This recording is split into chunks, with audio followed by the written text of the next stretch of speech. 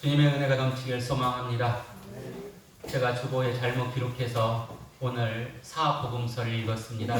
더 큰 은혜가 된 것 같습니다. 말씀을 주셔서 제가 더 감사합니다. 공부를 잘하기 위해서 어떻게 해야 될까, 이것을 부모들은 많이 고민할 겁니다. 초등학교 때는 부모가 적절한 지원을 하면 머리가 조금 나쁜 친구들도 어느 정도 학습 능력을 보이고 잘하는 모습을 보이기까지 하지요.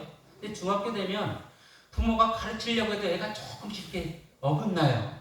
부모가 힘을 줘도 얘가 튕겨가는 모습이 중학교 때는 보여요. 그래서 부모가 공부를 시키려고 해도 마음대로 되지가 않지요. 고등학교 때는 전혀 말을 먹지 않습니다. 아무리 부모가 학원을 보내고 과외를 시키고 이것저것 다 해도 내 뜻대로 이루어지지 않아요. 왜 그럴까요? 아이들의 머리가 보통 크다고 그러잖아요. 머리만 큰 게 아니죠.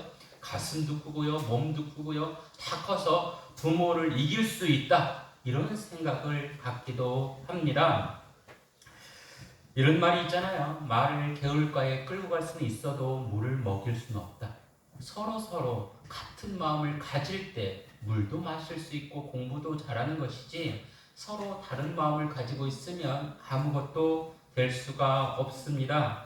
세상은 이를 상호작용의 법칙이라는 학문 용어를 가지고 설명하기도 합니다. 세상이 나 혼자 있는 것 같아도 실은 나 혼자 있는 게 아니잖아요. 문화, 사회, 환경, 사람, 여러 가지 작용을 받으면서 우리는 존재하는 것이죠. 이렇게 사는데 중학생 때는 내가 잘 살 수 있을 것 같아요. 고등학생 때도 내가 잘 살 수 있을 것 같아요. 얘네들 언제 처음 꺾일까요? 고3 여름방학 때 꺾여요. 원서를 쓸 때 야, 이게 아니구나, 이런 생각을 가지게 되잖아요. 이제 20살이 되고 군대를 가보면 내 위에 높은 사람들이 얼마나 많은지, 직장에 가면 군대는 아무것도 아니었구나, 현실에 나오면 세상은 전투구나, 이런 생각을 해요. 전투에서 승리하는 사람들도 있지만 전투에서 패배하는 사람들도 많이 있잖아요.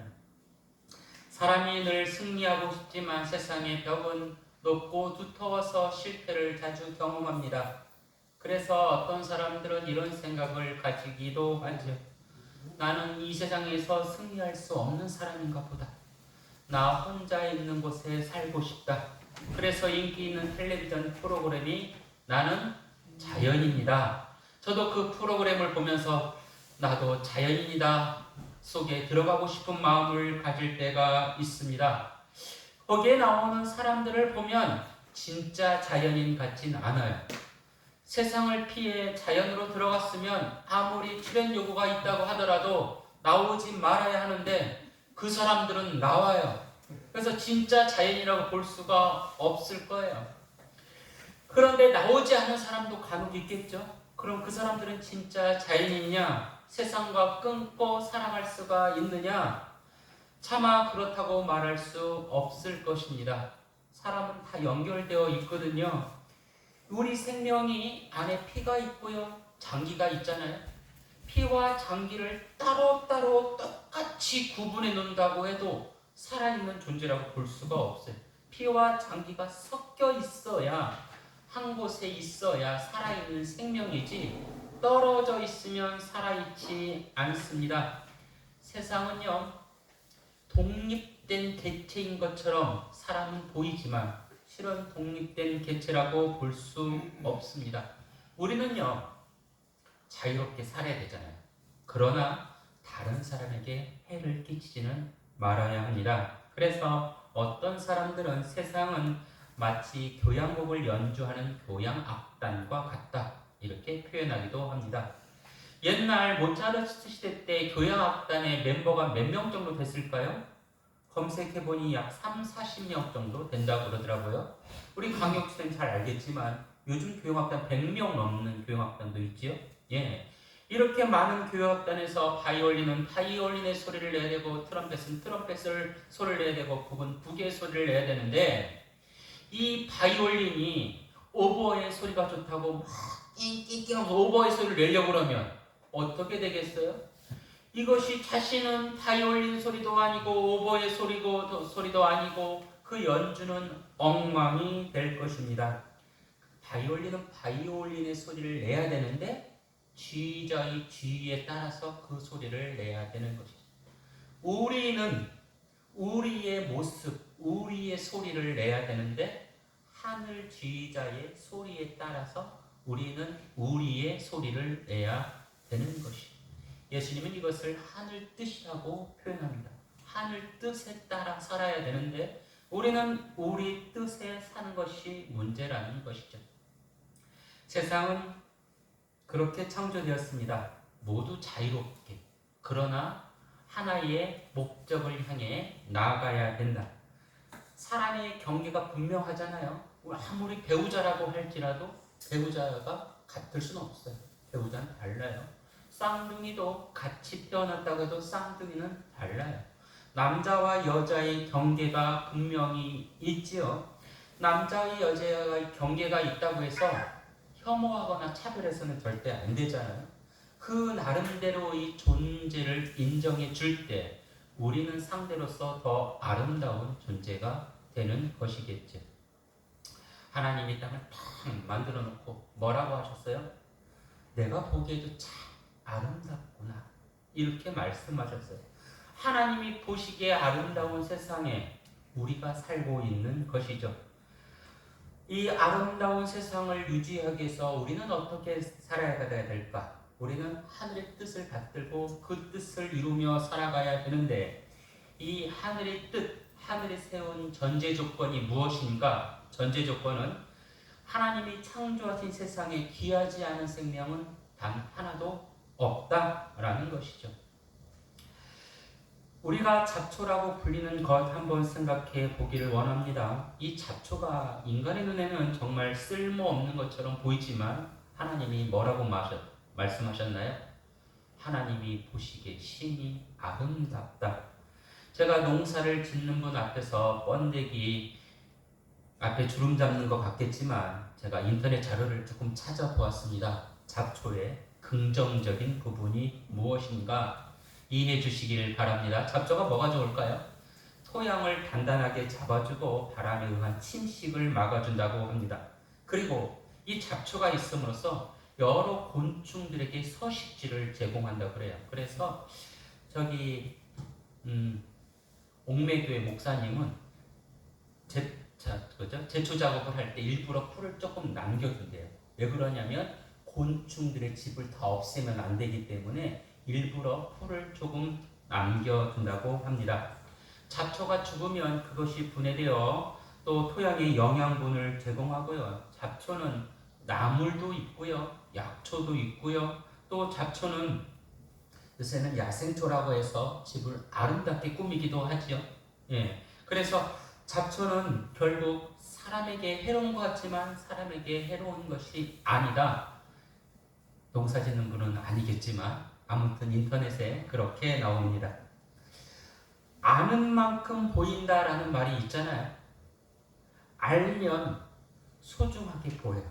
근데 모르면 소중한 것도 소중하게 보이지가 않는 것이죠. 그래서 정말 소중한 것을 나도 모르는 사이에 쓰레기통에 버리는 경우가 있어요.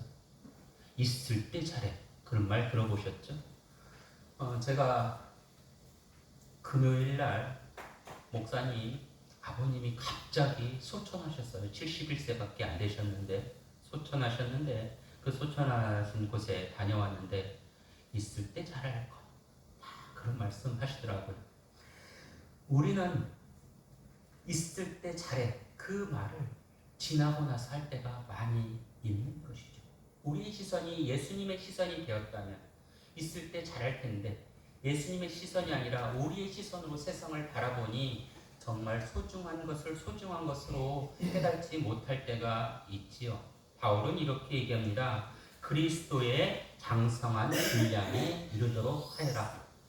그리스도의 분량에 이르도록 하여라. 그러면서 바울은 예수의 시선으로 세상을 바라보려고 하고 예수의 심장으로 세상을 살아가려고 하셨죠.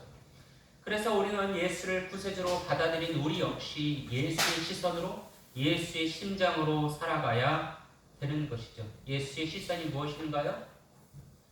세상에 소중하지 않은 것은 단 하나도 없다. 생명은 모두가 소중하다. 소중한 생명 소중히 여기고 살아가라. 이것이 하나님이 원하시는 삶인데, 그 당시 예수님 당시 유대인들은 그것을 망각하고 살아요. 종교 지도자들이 잘못 가르쳤기 때문에 그래요. 종교 지도자들은 하나님이 만든 세상 그 안에 사는 생명이 얼마나 소중하냐, 이것을 예수님은 강조하시는데, 당시 지도자들은 종교성만 강조하는 거예요. 제사만 강조하는 거예요. 율법만 강조하는 거예요. 헛된 것을 잡으라고 계속된 종교 교육을 하는 것이죠. 그래서 사람들은 정말 소중한 것이 무엇인지 모르는 맹인이 되어버린 것이에요. 하나님의 뜻에 따라 서로 사랑하며 살아야 되는데, 내가 종교적인 행위만 하면 그것이 죄이다, 이렇게 착각하고 사는 것이죠. 하나님을 믿는 사람들은 자신을 위한 기도를 하지 말아야 되는데, 자신만을 위한 기도를 하는 것이 문제가 된다고 성경은 이야기합니다. 예수님께서 이렇게 말씀하십니다. 먼저 그의 나라와 의를 구하라. 이것이 무엇인가요? 주기도문에 그 요약이 나와 있는데, 주기도문을 제가 조금 요약하자면 이런 것이죠. 주님, 하나님이 아름답게 창조한 세상에서 우리가 아름답게 살기를 원합니다. 하나님, 그곳에서 하나님을 경외하며 이웃을 사랑하기를 원합니다. 하나님이 창조하신 세상을 아름답게 할 수 있도록 우리를 주님의 도구로 사용하여 주옵소서. 이것이 주기도문의 요약이라고 볼 수가 있습니다. 그런 교육을 종교 지도자들이 해야 하는데, 그런 교육을 하지 못한 것이죠. 그래서 예수님은 사람들에게 계속 깨우침을 줍니다. 너희들은 생명 살리는 일을 하라. 종교 교육에 매몰되지 말고 생명 살리는 일을 하여라. 마가복음 1장 21절부터는 귀신 들린 이야기가 나와요. 그 사람을 치료하는 예수의 이야기. 29절부터는 병 고치는 많은 이야기들이 나오고, 40절부터는 나병 환자의 이야기가 나오고, 오늘 본문은 가버나움에서 병 고치는 이야기가 나옵니다. 생명 살리는 이야기를 계속하고 있는 거예요. 1장에서 많은 병을 고치고 나서 가버나움에 딱 도착하니, 가버나움에 예수가 왔다는 소문이 금방 퍼졌습니다. 예수가 왔다는 소문이 무엇인가요? 병을 고치는 이상한 사람이 왔다, 이런 소문이 퍼진 거예요, 가버나움에. 그래서 예수가 있는 집에 모든 사람들이 몰려들어요. 그래서 예수의 문 앞에 들어설 자리가 없을 정도로 사람이 가득해요. 콩나물 시루처럼 사람들이 빡빡하게. 어떤 사람들이 왔을까요? 아픈 사람들, 병든 사람들이 예수 앞에 나와요. 어느 정도 몸이 건강한 사람들, 작은 병이 든 사람은 걸어서 이렇게 올 수가 있겠죠. 근데 집에서 꼼짝할 수 없는 사람들 어떻게 할까요? 오고 싶어도 올 수가 없는 거예요. 이 아픈 사람이 왔다고는 얘기는 하지만, 실제로는 심각하게 아픈 사람이 아니라 약하게 아픈 사람들만 예수께 온 것이죠. 심각하게 아픈 사람들은 예수께 오고 싶어도 올 수가 없어요. 오늘 성경에 보니 중풍병에 걸린 사람이 있다, 이렇게 나오는데, 중풍병에 걸리면 내 생각대로 내 몸이 움직여지지 않아요. 이렇게 물을 한 잔을 마시려고 해도 저는 쉽게 마실 수 있지만, 중풍병 걸린 사람은 쉽게 마실 수가 없잖아요. 이 중풍병 걸린 사람의 모습을 안타까워한 사람이 있어요. 누가 안타까워했을까요? 같이 생활했던 사람들, 가족들, 친구들이 중풍병 걸린 사람의 모습을 보고 안타까워했어요. 이 사람이 어느 날 중풍병이 갑자기 찾아온 거예요. 평범하게 생활을 하다가. 그래서 주변 사람들이 깜짝 놀랐어요. 친하지 않은 사람들은 이렇게 손가락질해요. 저 사람 중풍병에 걸린 것은 죄를 지었기 때문에 중풍병에 걸렸어. 저 사람이 중풍병에 걸린 것은 부모가 죄를 지었기 때문에 중풍병에 걸렸어. 이렇게 이야기해요. 그러니까 조롱하는 것이죠.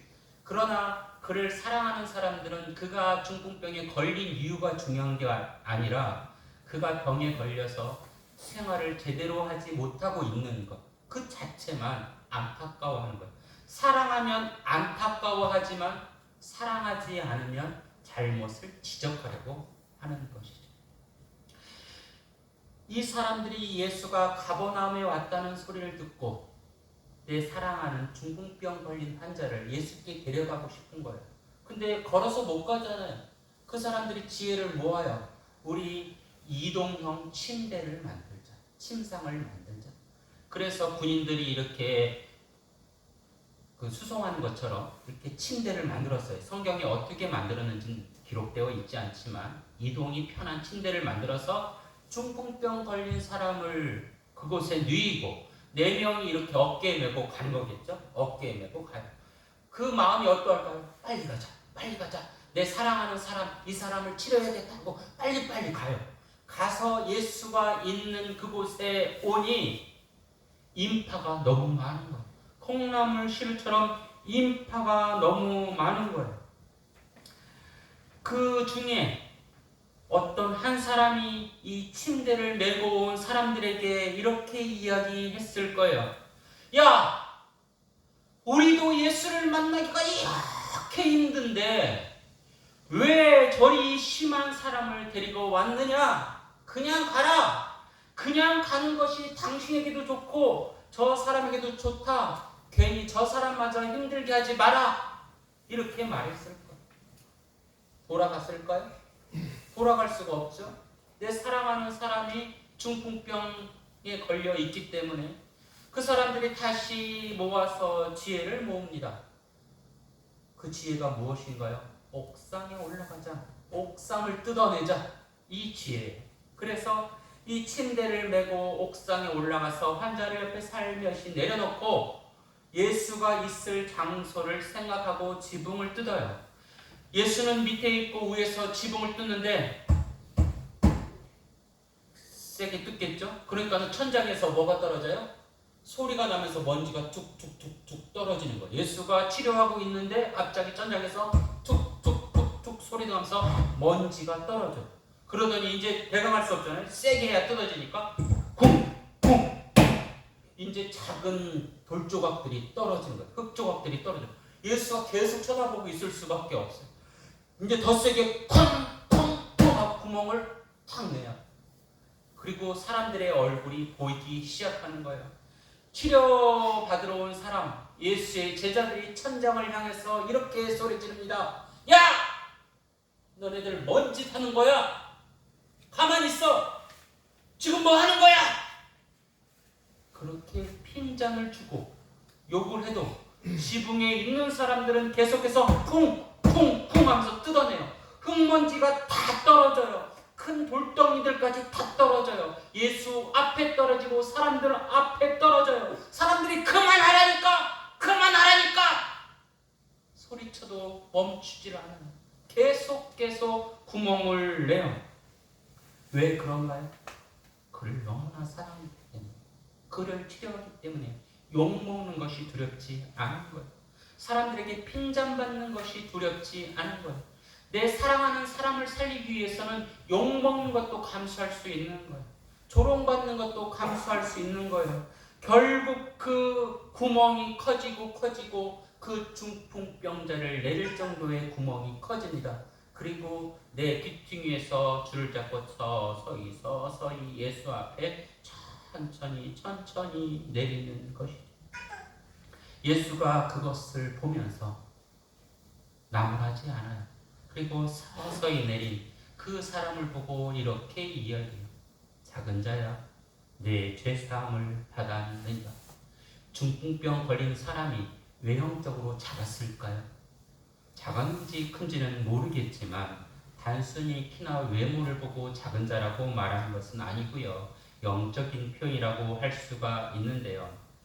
사람들은 조롱할 때 이렇게 조롱하잖아요. 삭개오한테 키 작은 것이 이렇게 조롱해요. 저도 키가 큰 키가 아니잖아요. 이멘트는 안 되잖아요. 예. 아시죠? 제가 큰 키가 아니고 여러분. 예. 저랑 눈높이 웬만하면 맞출 수 있죠. 예. 이렇게 쳐다보지 않죠. 예. 근데 키 큰 애들이 저를 보면서 이렇게 할 때가 있어요. 네, 키 큰 애들이. 키 큰 애들이 놀릴 때 이 조그만 것이, 새양지 같은 것이 이렇게 놀리잖아요. 그 당시 사람들이 그랬어요. 이 작은 자야 이 말은 놀리는 말이에요. 왜 놀렸냐? 그 사람들의 고정관념이 이랬어요. 저 사람이 중풍병 걸린 것은 분명 죄가 있어서 중풍병 걸린 것이다. 조롱하는 말이에요. 놀리는 말이에요. 사람들이 작은 자라고 놀리는 것이죠. 그 놀림을 예수님이 그렇게 표현했다는 말도 있고, 또 작은 자라는 것은 네가 비록 작을지라도 내가 너를 사랑한다, 이런 표현인 것이죠. 사람들은 저 사람이 작은 자, 못난 자, 놀림을 받기에 합당한 사람, 그러기 때문에 죄 때문에 병이 들었기 때문에 우리는 저 사람을 외면해도 된다, 이렇게 생각을 하고 있었는데 예수님은 이렇게 표현하죠. 작은 자야 내가 죄사함을 받았느니 사람들이 너를 죄인이라고 놀릴지라도 나는 너를 죄인이라고 생각하지 않는단다. 너는 귀한 하나님의 자녀다. 사람들이 뭐라 할지라도 나는 너를 치료해 주겠다. 이런 말이 작은 자야 내 죄사함을 받았느니라, 그런 말입니다. 그래서 예수님은 10절 말씀에 이렇게 합니다. 내가 내게 이르노니 일어나 상을 가지고 집으로 가라. 일어나 상을 가지고 집으로 가라. 그를 사랑하는 친구들의 손길에 의해서 예수님 앞에 왔잖아요. 이제 혼자서 집에 갈 수 있게 됩니다. 자신이 혼자서 집에 갈 수 있는 거예요. 누가 그런 치료의 기적을 만들었을까? 예수 혼자서 그런 치료의 기적을 만들었을까요? 아니에요. 예수의 사랑과 그를 사랑하는 사람들의 헌신과 치료를 바라는 그 중풍병자의 간절한 마음, 이 세 가지가 합쳐져서 기적이 만들어진 거예요. 복음서에 보면 예수님께서 치료하실 때 이렇게 이야기를 해요. 내 믿음대로 될지어다. 예수 혼자서 능력을 행하는 건 아니에요. 주변 사람들의 사랑과 헌신, 예수님의 그 능력과 자신의 바람이 어우러질 때 치료가 일어나는 것이죠. 만약 그를 사랑하는 친구들이 그저 그를 안타까워 여기고 지켜만 보고 있었다면, 예수께 데려오지 않았다면 그런 치료의 기적이 일어나지 않았을 것입니다. 미국 남북전쟁 당시에 가난한 흑인 소년이 있었어요. 흑인 소년이 매일 지나가던 길에 비가 억수같이 쏟아졌어요.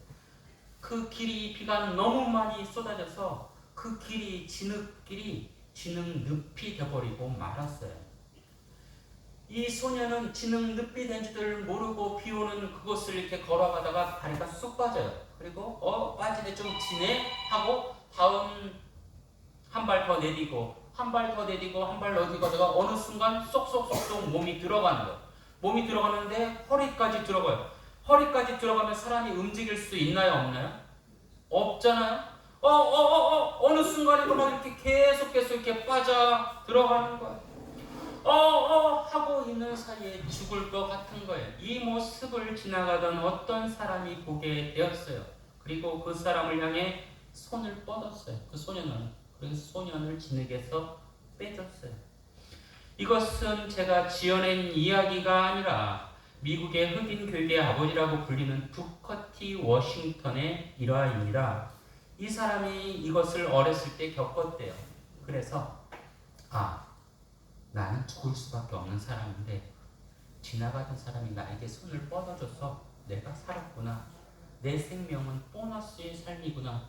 그래서 그 다음부터는 열심히 살려고 공부도 하고 아무튼 이 생을 최대한 열심히 살았대요. 그래서 훗날 흑인 교육의 아버지라고 불렸고, 결국 그가 실생활에 가한한 실무 교육의 최고자가 되었습니다. 하나님께서 우리에게 빈손을 주셨잖아요. 태어날 때, 응징할 때 빈손을 주셨잖아요. 네. 근데 어떤 사람은 살면서 무엇인가 이렇게 짓기도 하지만 어떤 사람은 인생이 계속 빈손인 사람들이 있어요. 그래서 이렇게 이야기를 해요. 하나님, 왜 내 손에는 아무것도 없습니까? 왜 내 인생은 빈손입니까? 이렇게 따지며 기도하는 사람들도 있잖아요. 그때 하나님이 우리에게 음성을 들려주시죠. 이 빈손을 통해서 다른 사람을 잡으라고 너에게 빈손을 준 것이다. 내 손에 무엇인가 가득 쥐고 있다면 다른 사람이 위험에 빠질 때 손을 뻗어서 구해주기가 쉽지가 않을 거예요. 내가 빈손일 때 저 사람에게 손을 뻗어서 그 손을 잡아서 건져줄 수가 있는 것이죠. 우리에게 구원의 손길이 되라고 빈손이 된 것이라고 어떤 사람은 이야기합니다. 세상을 바라보면 중풍병자와 같이 삶에 겨워하는 이들이 얼마나 많은지요. 문 밖에 나오지 못한 이들이 너무나 많이 있습니다. 생명의 기운을 잃고 죽어가는 이들이 너무나 많이 있습니다. 교회에 오고 싶지만, 주변 사람들을 만나고 싶지만 만나지 못하는 이들이 너무나 많이 있습니다. 그때 우리는 우리의 손을 그들에게 뻗어야 합니다. 그것이 우리의 사명입니다. 중풍병자 환자를 들쳐매고 갔을 때 치료했던 것처럼 우리가 손을 뻗을 때 그들 삶의 기적이 일어나는 것이죠. 안타까워하고만 있으면 절대로 기적이 일어날 수 없습니다. 우리가 손을 뻗을 사람이 누구인가요? 우리가 어깨를 빌려줄 사람이 누구인가요? 상대에게 나의 손이 되어주라, 나의 어깨가 되어주라 이 말 하기 전에 먼저 우리가 상대의 손이 되어주고 상대의 어깨가 되어주기를 소망합니다. 우리가 상대의 어깨가 되어줄 때, 상대의 손이 되어줄 때 기적이 임하는 것이죠. 우리 교회에 힘든 이들이 너무나 많이 있죠. 병원에 있는 이들도 있고 마음의 상처를 받은 이들도 있고 우리가 그들에게 손이 되고 어깨가 되어야 합니다. 그럴 때 우리 삶에 우리 교회에 기적이 임하는 것이죠. 여러분 삶 속에 하늘의 기적이 임하기를 진심으로 축원합니다. 기도드립니다. 주 우리 아버지 하나님, 오늘 말씀을 통해 기적이 어떻게 임하는지 다시 한번 묵상해 보았습니다.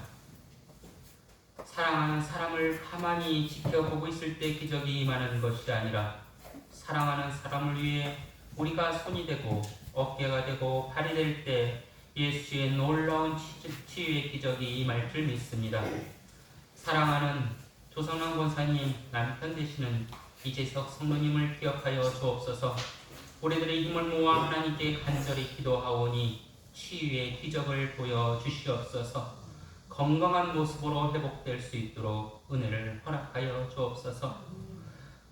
그를 간호하는 우리 조성남 권사님과 그의 가족들에게 또 하나님의 힘을 더하여 주시사 지치지 않게 하여 주시옵소서.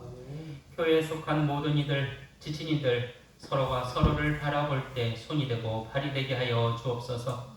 그리하여 우리 삶에 놀라운 하늘의 은총이 차고 넘치게 하여 주옵소서. 예수님 이름으로 기도드립니다. 아멘.